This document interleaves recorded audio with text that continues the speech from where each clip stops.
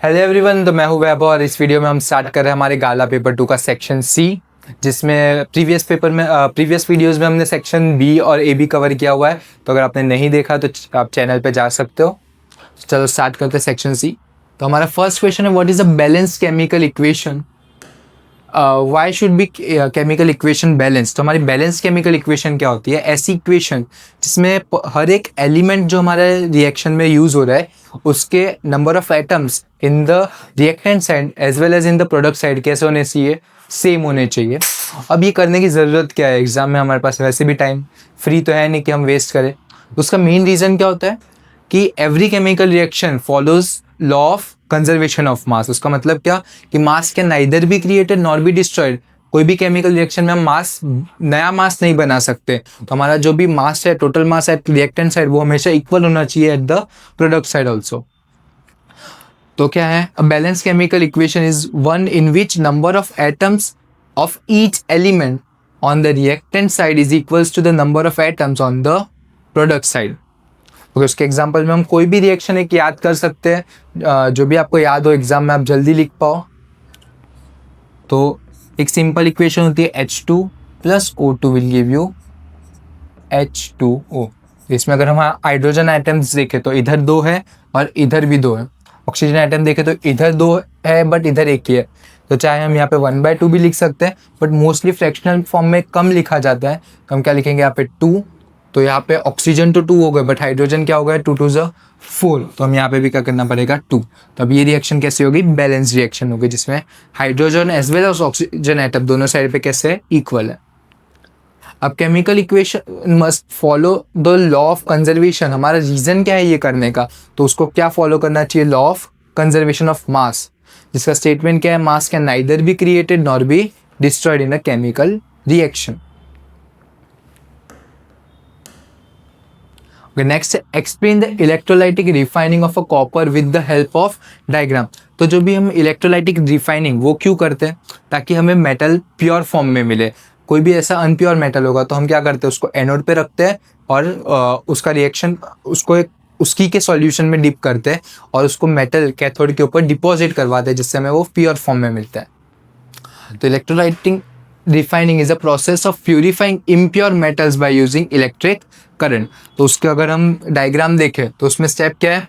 पहले तो हम एनोड के ऊपर लेंगे हमारा जो भी मेटल है जिसको प्योर करना है, वो हम एनोड के ऊपर वो मेटल लेंगे। जैसे इस केस में हमारा क्या है? कॉपर। तो हम एनोड के ऊपर कॉपर ले लेंगे। अब जब हमने कॉपर लिया है उसको हम कनेक्ट करेंगे विद द कैथोड। फिर जब हम इलेक्ट्रिक और यहाँ पे हम सॉल्यूशन लेंगे, कौन सा सॉल्यूशन? ये होगा हमारा CuSO4।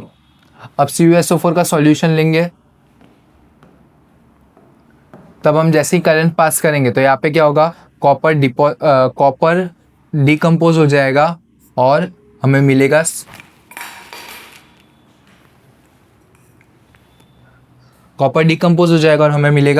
Cu2+ के फॉर्म में। और फिर वो यहाँ पे जाके डिपॉजिट होगा Cu। तो हमें यहाँ पे जो भी प्योर लेयर मिलेगी वो मिलेगी हमें कॉपर की।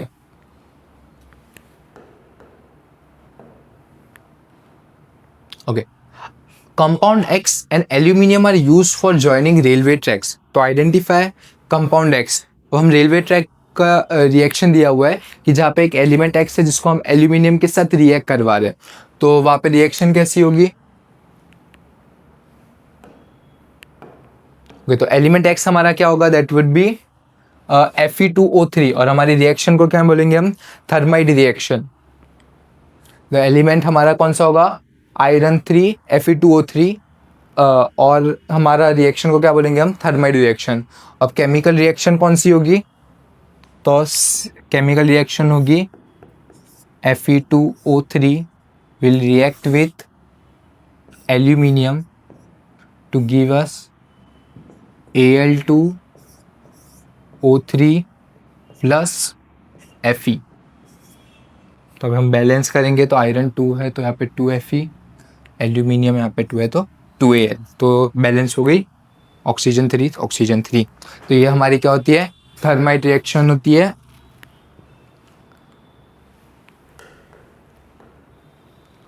ओके, नेक्स्ट है which hormones is secreted in the fight and flight situation states its affect in the animal body. तो जब भी हमारा फाइट एंड फ्लाइट सिचुएशन आती है, जब भी कोई डेंजरस सिचुएशन आती है, स्ट्रेस की सिचुएशन आती है, तब हमारी बॉडी एक हार्मोन रिलीज करती है, दैट इज अवर एड्रेनलिन। जो कौन रिलीज करता है? एड्रेनल ग्लैंड, जो कि कहाँ प्रेजेंट होते हैं? Just above our kidney. Hormones is secreted during the fight and flight situation is adrenaline. It is secreted by the adrenal gland which are located above the kidneys. When an animal faces fear, stress or danger, adrenal prepares it for the body for a quick reaction either to fight or flight, that is run away.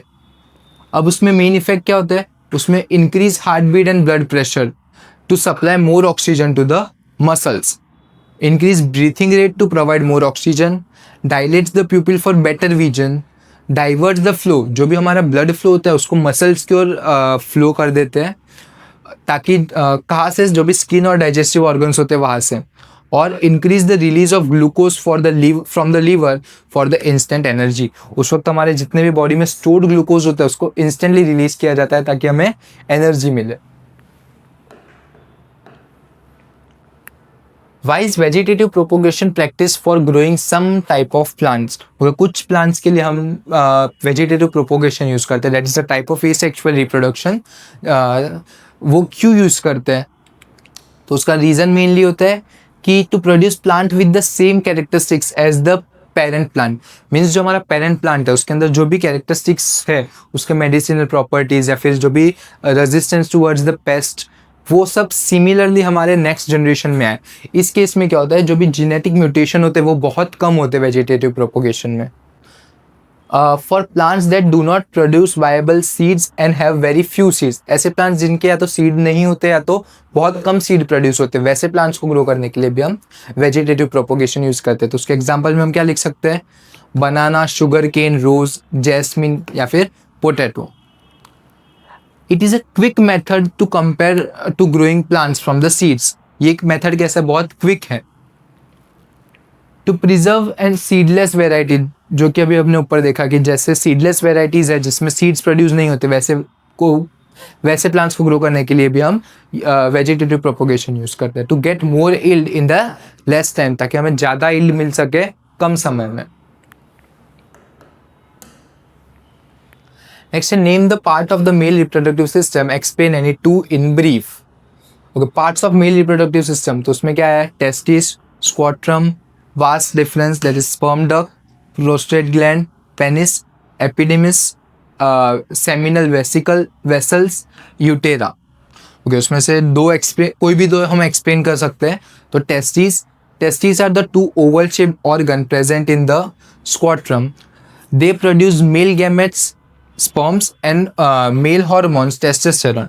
Testosterone controls the development of male secondary characteristics. Second is scrotum. The scrotum is a sac-like structure that holds the testes outside the body. अब outside the body क्यों hold करते हैं? जो भी हमारे male gametes रहता है sperms, उनको प्रोड्यूस करने के लिए जो हमारे बॉडी से टेम्परेचर होता है वो कैसा है? लोअर टेम्परेचर पे प्रोड्यूस होता है, इसीलिए वो हमारे आउटसाइड द बॉडी रहते हैं ताकि फॉर्मेशन ऑफ स्पर्म इजी अच्छी तरीके से हो पाए। Okay, draw the image formation by concave mirror. Okay, तो पहले हम क्या ड्रॉ करेंगे? एक मिरर ड्रॉ करेंगे, इसका ऑप्टिकल सेंटर, ये हमारी प्रिंसिपल एक्सिस, ये F, ये C, ये हमारा ऑब्जेक्ट होगा। तो अब हम पहले रेज भेजना स्टार्ट करते हैं, जो एक तो पास होगी हम प्रिंसिपल एक्सिस से, फिर जब पैरेलल टू प्रिंसिपल एक्सिस है तो कहाँ से पास होगी? वो फोकस से पास होगी। सेकेंड रे हम दो तरीके से ड्रॉ कर सकते हैं, तो फोकस से भी ट्रांसमिट कर सकते हैं, दूसरी ऑप्टिकल सेंटर। जब भी ऑप्टिकल सेंटर पे आती है तो जिस एंगल से आती है वो उसी एंगल से रिफ्लेक्ट बैक हो जाती है, तो वो कहाँ? यहाँ पे कहीं C के बियॉन्ड मिलेगी। ये हम होगा हमारा रे डायग्राम इमेज फॉर्मेशन। अब यहाँ पे हम पहले लिख देते हैं पोजीशन। तो पोजीशन ऑफ इमेज क्या आई? Beyond centre of curvature. फिर हमारा साइज कैसा आया? तो नॉर्मल ऑब्जेक्ट से जो इमेज की साइज है वो क्या है, इनलार्ज्ड है, तो क्या होगा, इनलार्ज्ड। और हमारा जो नेचर है, नेचर ऑफ इमेज कैसा है, that is inverted.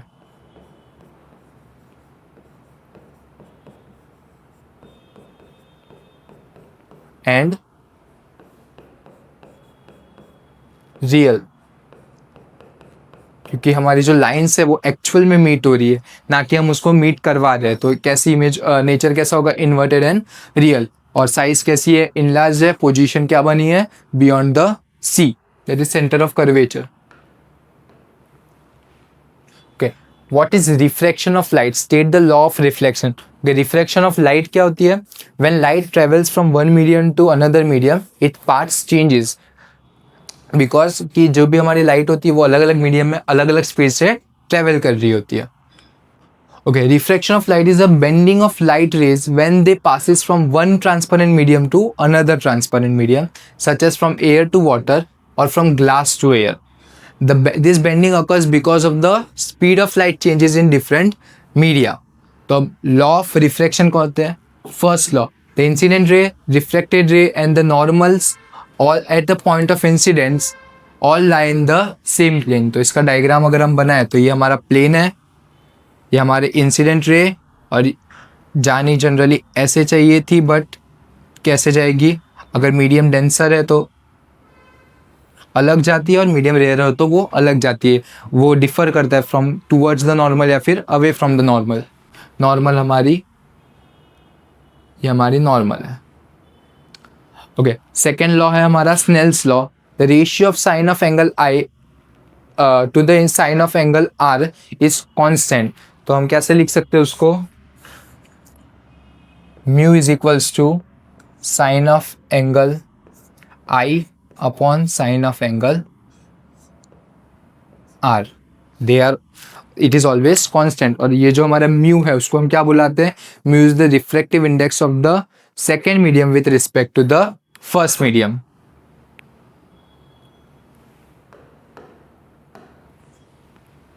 Next question है हमारा, explain the series combination of resistors and derive the formula of its equivalent resistance. Okay, series में क्या होता है, जब वन और मोर रेजिस्टेंस को हम एक दूसरे के अक्रॉस एक दूसरे के साथ कनेक्ट करते हैं जिसमें सेम करंट पास होता है, पोटेंशियल अलग अलग हो जाता है।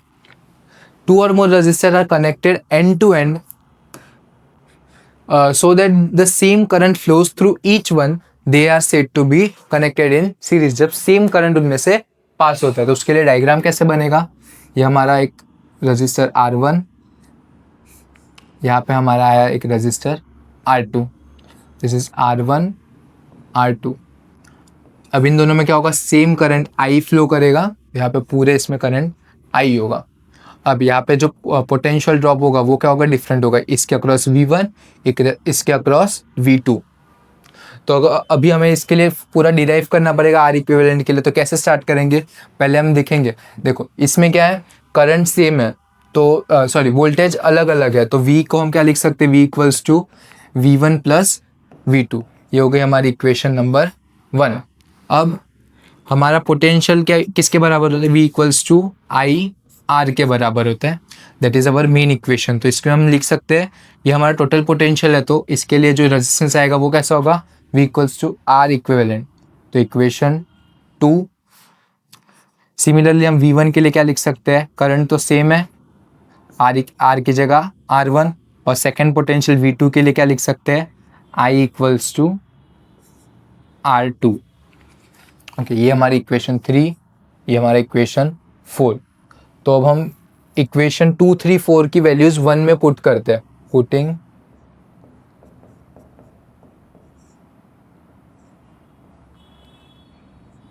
2, 3, 4 इन 1।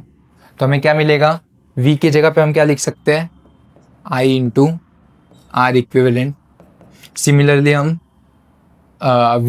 V1 की जगह क्या लिख सकते हैं, I into R1 plus V2 की जगह पे I इंटू R2। अभी हम यहाँ से क्या कर सकते हैं, I को कॉमन ले लेते हैं,